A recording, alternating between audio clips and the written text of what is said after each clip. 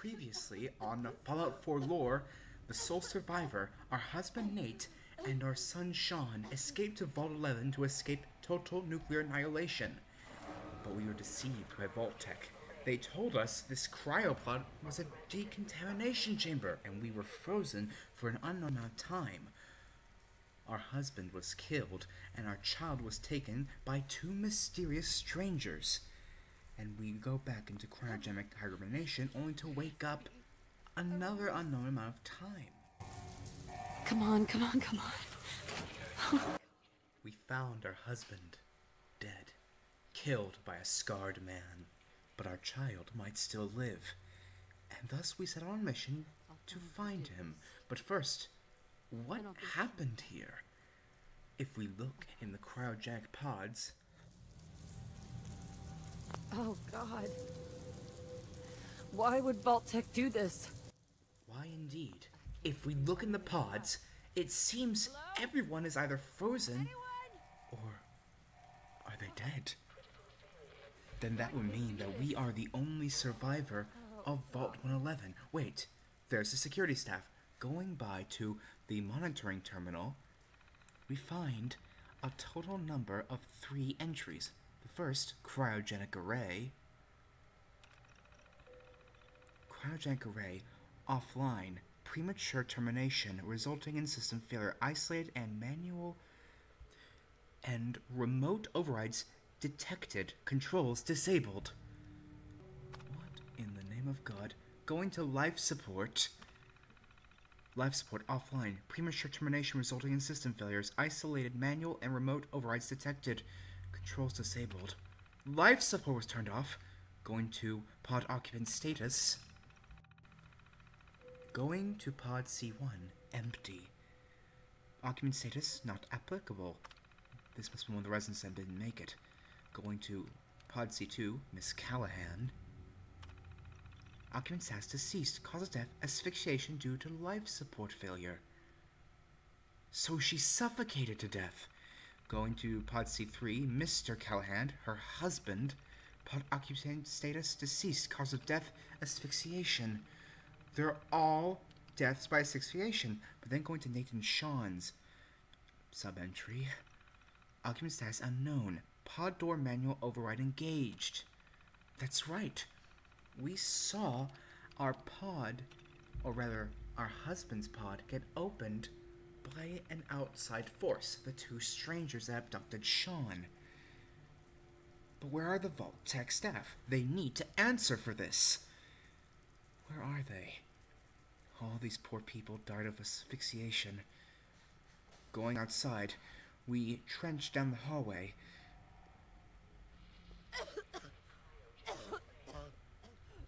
Only to find the door inaccessible. We'll have to find an alternative route outside. I wonder what caused it. Going down, we see a peculiar sight. A giant cockroach picking up a security baton. That's right, there's giant cockroaches. What the hell happened? Why are there giant monsters? Going into what appears to be some sort of office,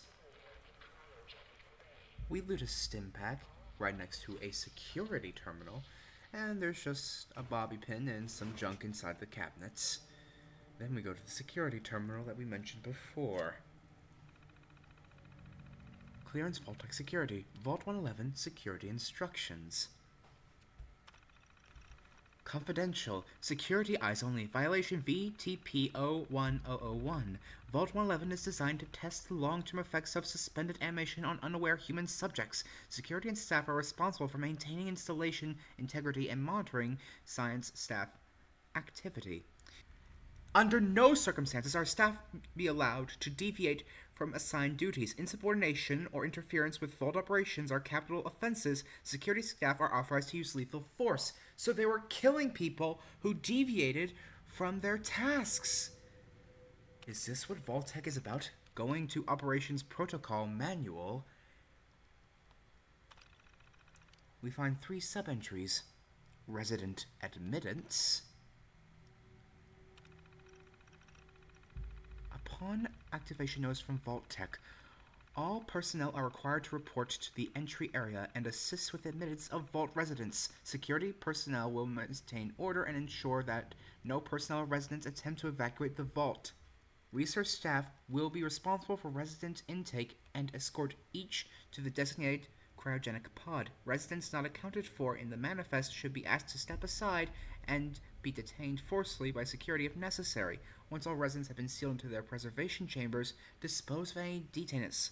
Vault entryway must remain sealed under any circumstances. So they were in on it.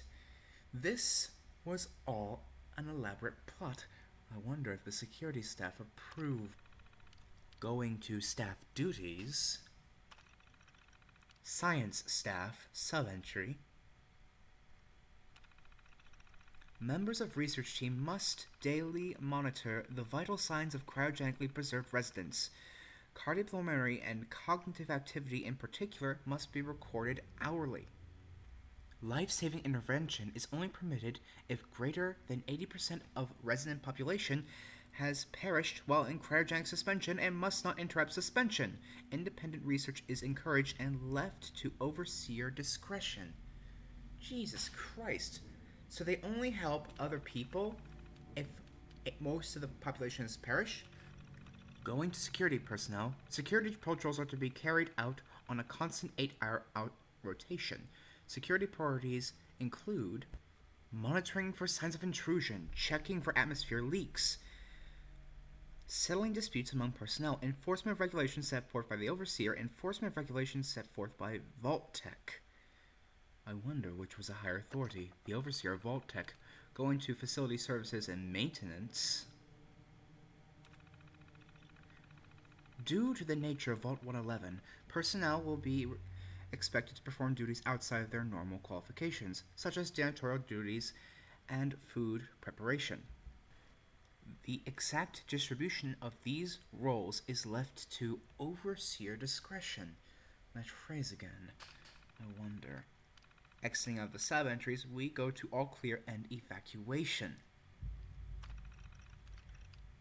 All clear message sub-entry.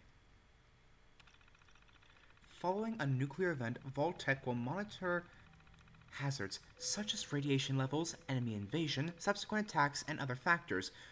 Once conditions are deemed safe, this terminal will receive an all-clear notice. Upon receiving the all-clear notice, Vault Tech personnel may be evacuated at overseer discretion.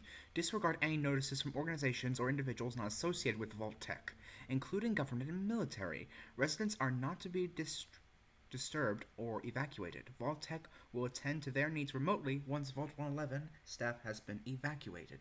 So, the Vault 111 staff is asked to evacuate, but without the residents. Going to mandatory shelter period.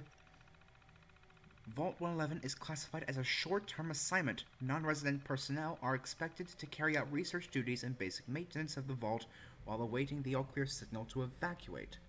In the absence of an all-clear message from Vault Tech, the overseer may elect to evacuate staff after a mandatory shelter period of 180 days of containment. Under no circumstances may Vault 111 staff evacuate during the shelter period unless receiving the all-clear message from Vault Tech. I wonder, did the overseer obey this? Going to security logs. October 23rd, 2077, the day the bombs fell.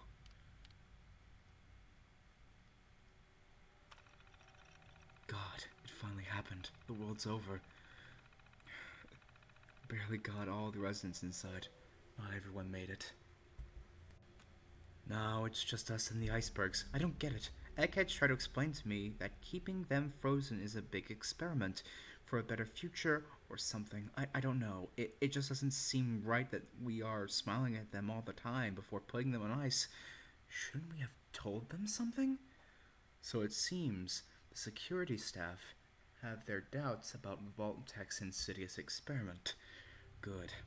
Let's just hope that they're the ones who made it out. On December 25th, 2077, Christmas underground. Got together with the rest of the security boys and support staff and had a little party. Best gift that got handed out was a fancy lad's stack cake that wasn't too stale.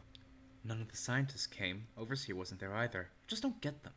They hide some from us? Another company's secret only for the higher-ups? Whatever. Just a few more minutes until the all-clear signal is supposed to come through. Then we can start rebuilding. I wonder, did they make it out? We can only hope. Because if they have moral obligations, then perhaps the future is brighter. Going to March 14th, 2078. Only a few weeks left in our mandatory shelter period. Everyone's getting stir-crazy. Some people are even saying the all-clear signal is never coming. We can't stay here much longer, that's for sure. It's not just the fact that I've been staring at the same break room and bunk bed for over a few months. It's the fact that we have only enough food left for another few months, tops. The Overseer keeps telling everyone to be patient, focus on work. He's definitely keeping us out of the loop. Something bad is going on, I just know it. Is the Overseer hiding something from the Vault Tech security staff? And if so, what is it? Going to April 23rd, 2078. The main door accessing vault is malfunctioning. Now the only way out is through the Overseer's evacuation tunnel. How convenient for him. He has only one of the science team watching the door into his office at all times from a little makeshift checkpoint. Got invited to a meeting tonight. Support staffers and security only. Sounds like I'm not the only one with an axe to grind. Uh-oh. Discontent in the ranks? This could lead to a mutiny. On the last entry, no date, just the last entry. No all clear from Vault-Tec is coming. We need to leave. We're all out of food. I almost murdered Stanley for dropping a damn salt cracker on the floor. A handful of us confronted the Overseer about the opening of the vault. I never knew a man that small could shout that loud. Now he's locked himself in his office along with the rest of the science staff. We're supposed to hand over any food, weapons, and medicine we have by tonight, or there's going to be consequences. I've talked to everyone. It's time. One way or another, we're getting out of this vault. So a mutiny has occurred.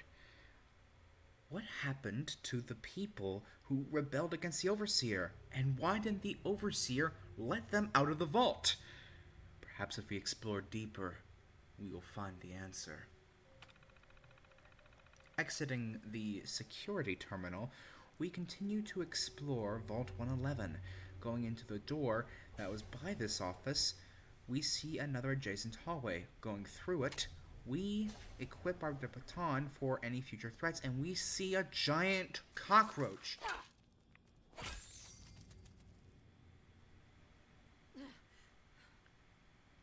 Giant roaches. This thing is called a rad roach, meaning that radiation must have increased its size. We find some sort of lunchroom. This must have been the break room they were talking about, and the bunks mentioned in the terminal. Honestly, I can see why they went mad. There's nothing of value in here. And there's an adjacent bathroom in there as well. Going to what appears to be a recreation terminal. Logging into the recreational terminal, we see Overseer Memo.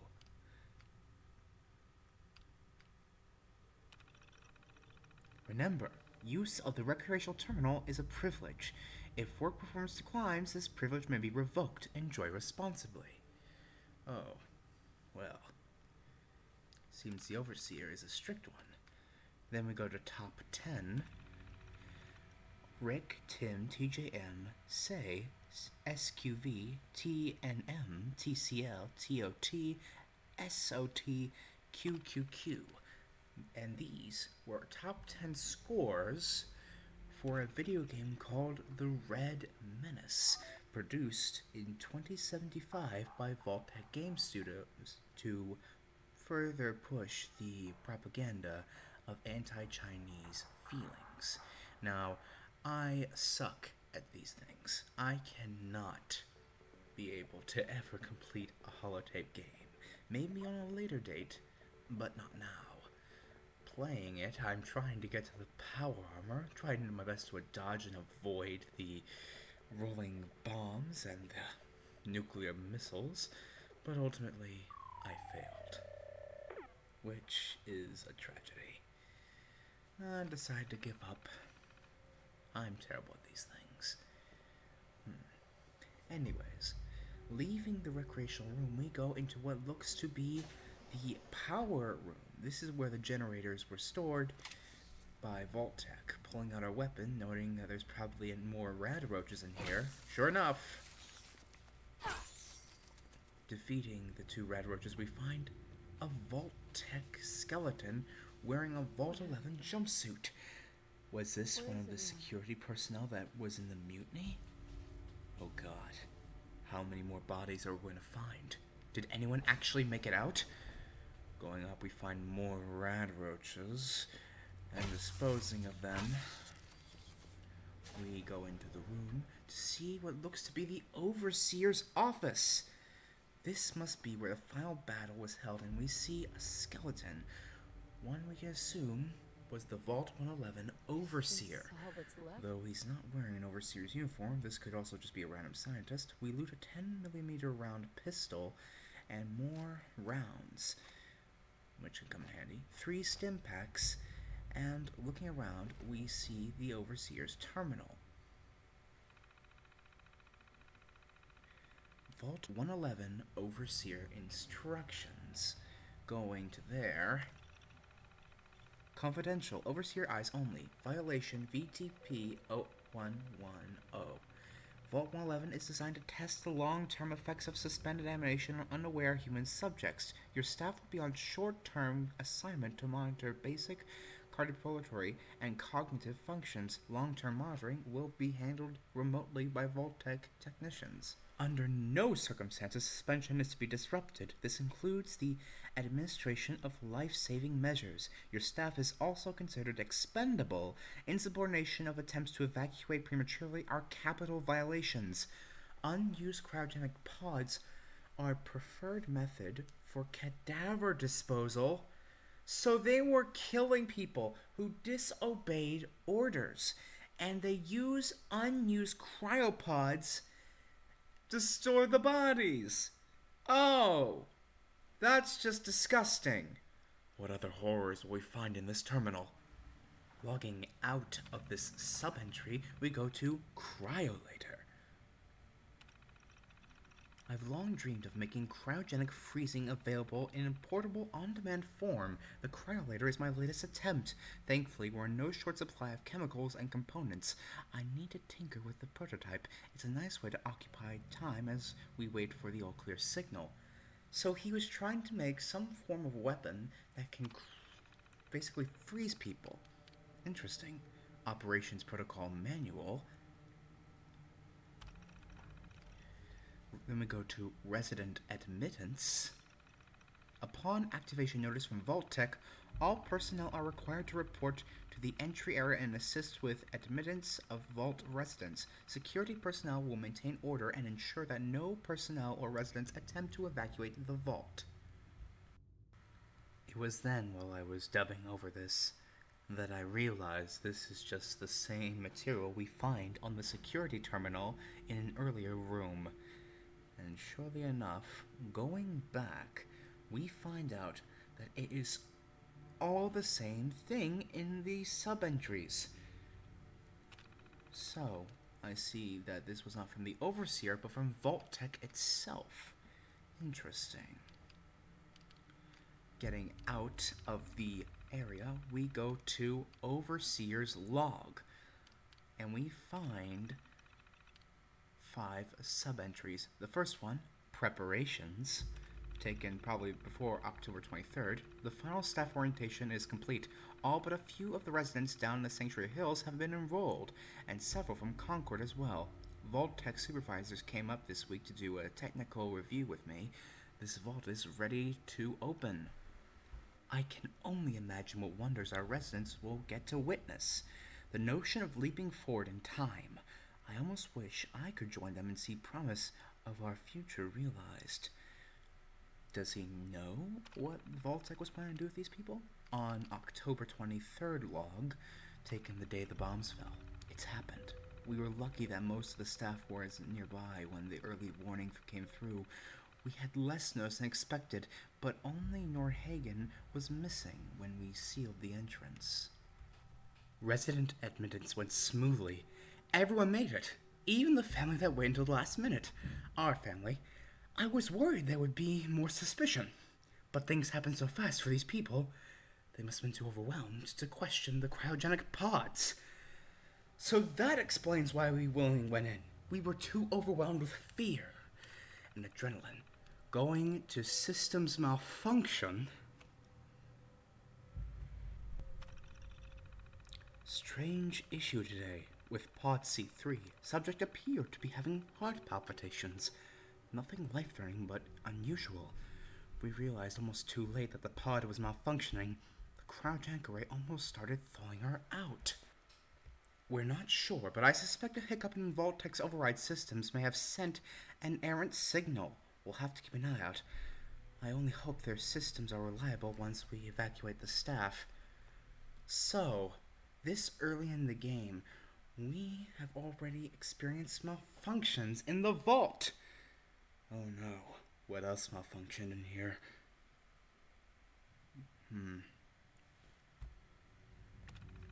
Exiting out of that, we go to supplies running low.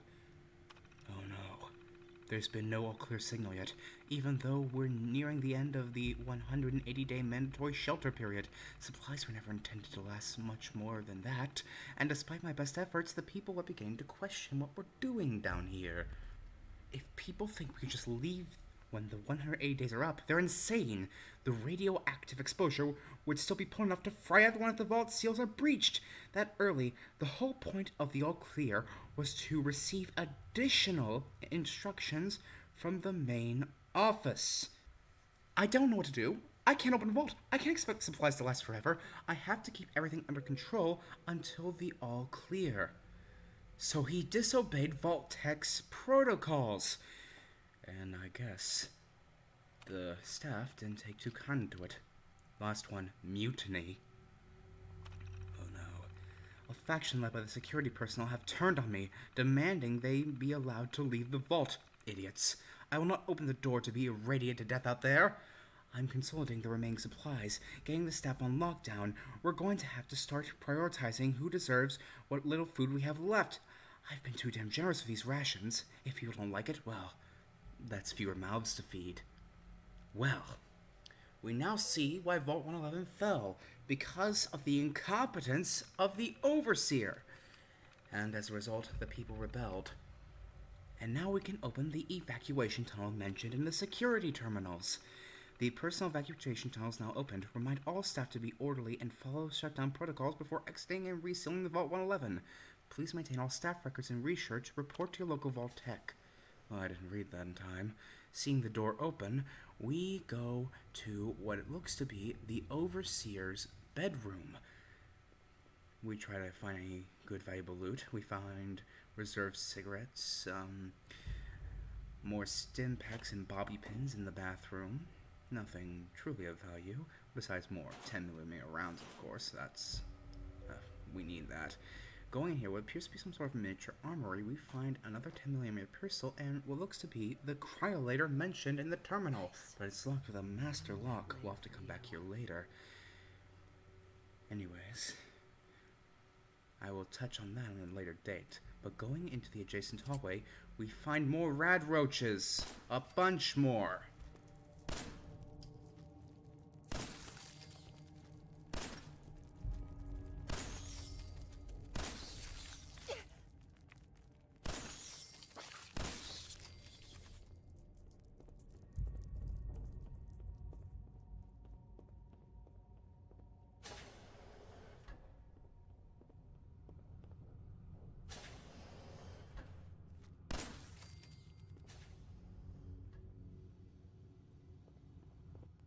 After taking care of the roaches, we head to the vault door. At last, freedom. Am I the only one left? Finding another roach! Ugh. We find another skeleton, and we pick up the skeleton's Pip-Boy. This is the first time the sole survivor has ever seen a Pip-Boy, besides being on live Vault-Tech people.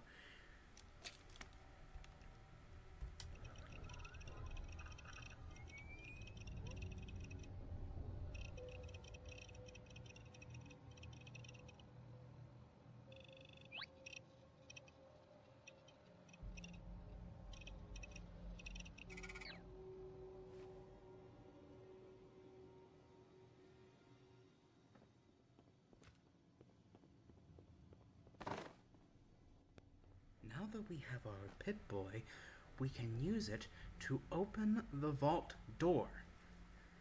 This would mean that we have to leave Vault 111, its dark history, and the corpse of our husband Nate behind. Going to the panel, we plug in our Vault Tech scheduled Pip-Boy, and we press a big button that opens the vault door. Vault door cycling sequence initiated. Please stand back.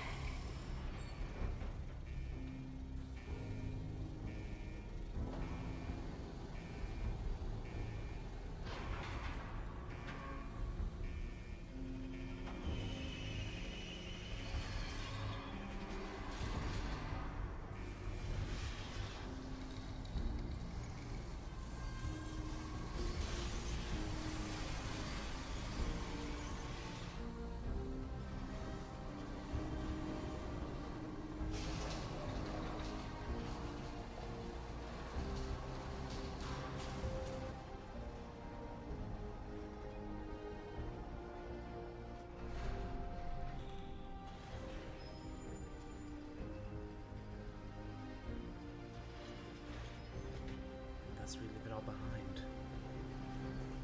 The deception of Vault Tech and the staff of Vault 111, the corpse of our dead husband, and the history of the mutiny of Vault 11. Perhaps we'll return here, and perhaps we will meet the people who made out of Vault 111, as we only find a number of corpses here, not many.